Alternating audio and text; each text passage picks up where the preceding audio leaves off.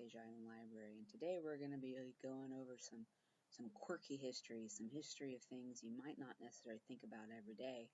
And today we're going to be doing mac and cheese. I think everyone's at least encountered mac and cheese. Most of us love it, even though I'm sure some people out there aren't too fond of it, or at least aren't too fond of the pre-made packaged variety, but it comes in all kinds of different varieties and recipes. So let's look at the origins of one of the most popular food dishes there is here in the United States. So we got some different variations of mac and cheese right here. These are obviously on the fancier side, but no matter how you like it, I don't think there's a wrong way to make it. So the earliest mac and cheese recipes actually date from the 14th century, and that's 700 years ago. When I started this, I had no idea it was going to be that old. I was thinking, the blue box, Kraft mac and cheese, maybe a little bit older because they made it into a, marketable product, but I was like, 700 years is a long time for a mac and cheese recipe.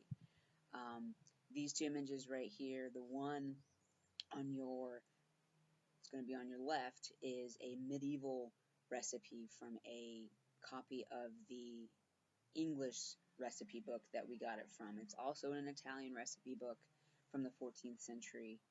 I couldn't get clear dates on which one was older, but I think at 700 years they both can claim to be the oldest.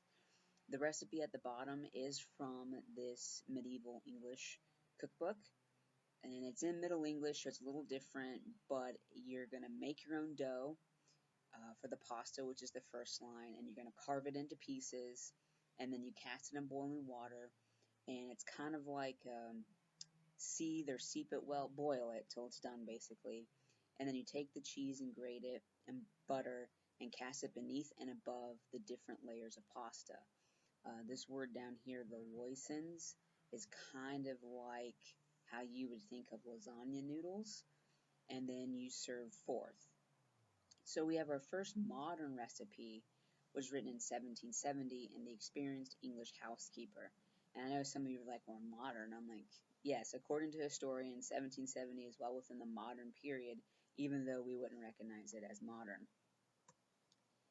And then Kraft Mac and Cheese was the first kind of company to market this and mass produce it. And they figured out a way to use a powdered cheese and not go, no, there's arguments on whether or not that's real cheese or not. That's okay. For our purposes, it is.